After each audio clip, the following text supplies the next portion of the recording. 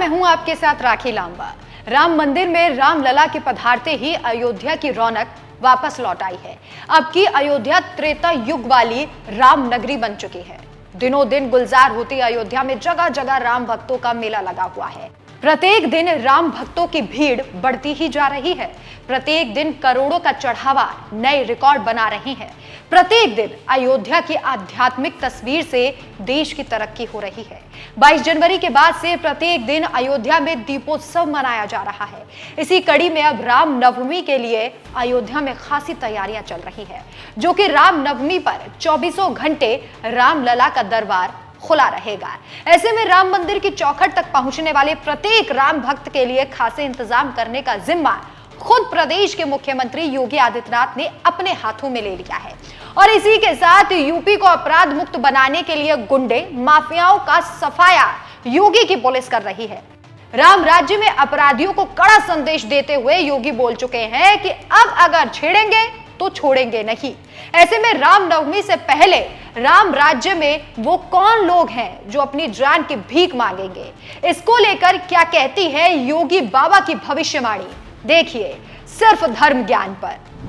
राम नवमी से पहले योगी करेंगे कैसे धमाका, राम नवमी पर रामलला के दरबार में क्या होगा, राम नवमी से पहले कौन मांगेंगे अपनी जान की भीख, चुनाव से ठीक पहले योगी बाबा की भविष्यवाणी, देखिए सिर्फ धर्म ज्ञान पर।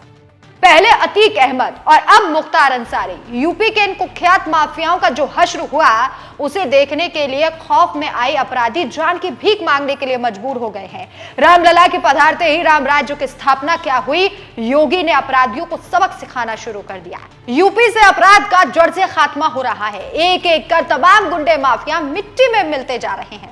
ऐसे में क्या राम नवमी तक समूचा यूपी बदमाशों से भय मुक्त हो जाएगा? पहले अन्नदाता किसान से लेकर के हमारा व्यापारी और बेटी भी सुरक्षा की गुहार लगाती थी, कोई सुनवाई नहीं होती थी। और अब एक अपराधी गले में तख्ती लटका करके अपने जीवन की भीख मांगने के लिए मजबूर होता है। कहता साहब जान बकस दो, आगे से ठेला लगा करके गुजर बसर कर दूंगा, किसी को हम छेड़ेंगे नहीं। तो हम भी कहते हैं कि छेड़ोगे तो छोड़ेंगे भी नहीं।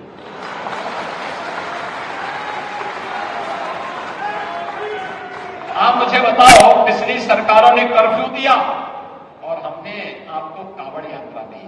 कांवड़ यात्रा धूम धड़ाके के साथ निकाली, कोई रोक टोक नहीं। यानी एक वोट की कीमत देश को भी कहां पहुंचा सकता है, नागरिक सम्मान को कहां ले जा सकता है, और सभी लोगों को बिना भेदभाव की सुरक्षा भी दे सकती है।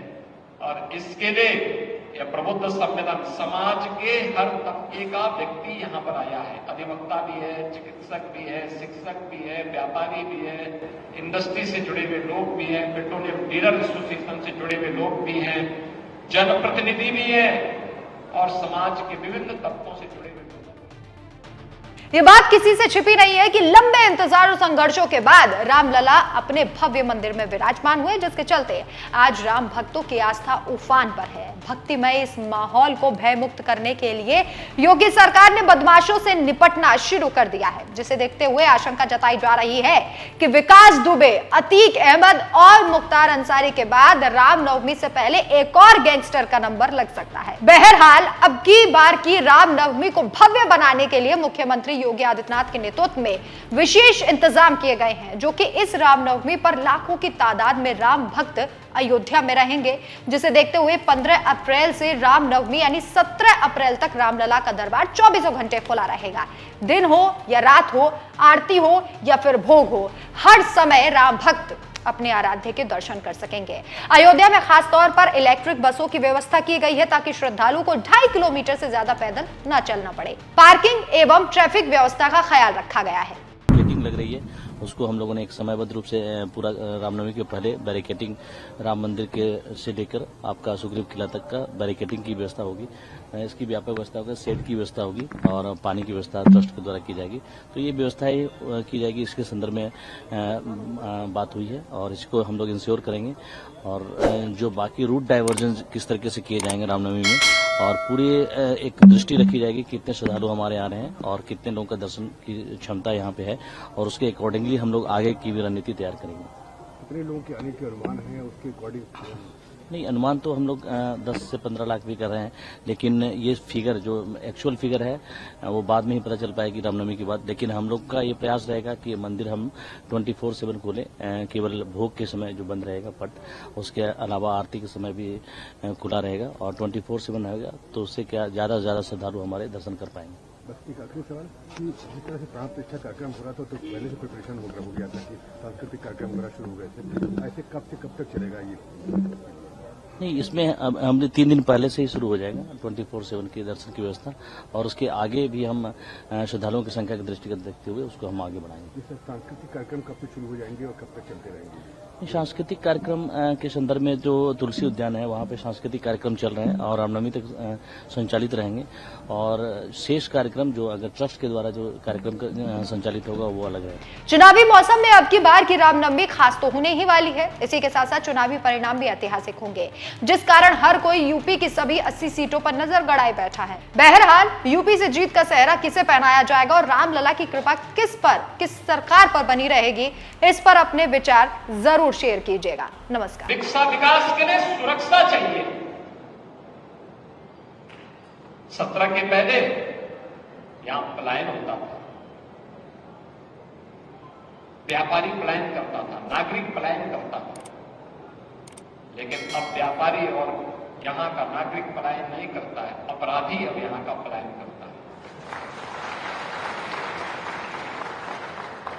पहले अन्नदाता किसान से लेकर के हमारा व्यापारी और बेटी भी सुरक्षा की गुहार लगाती थी, कोई सुनवाई नहीं होती थी, और अब एक अपराधी गले में तख्ती लटका करके अपने जीवन की भीख मांगने के लिए मजबूर होता है। कहता साहब जान बकस दो, आगे से ठेला लगा करके गुजर बसर कर दूंगा, किसी को हम छेड़ेंगे नहीं। तो हम भी कहते हैं कि छेड़ोगे तो छोड़ेंगे भी नहीं।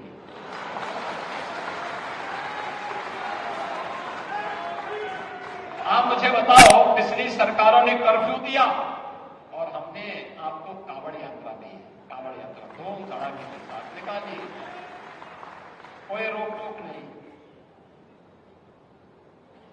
यानी एक वोट की कीमत देश को भी कहां पहुंचा सकता है, नागरिक सम्मान को कहां ले जा सकता है, और सभी लोगों को बिना भेदभाव की सुरक्षा भी दे सकती है।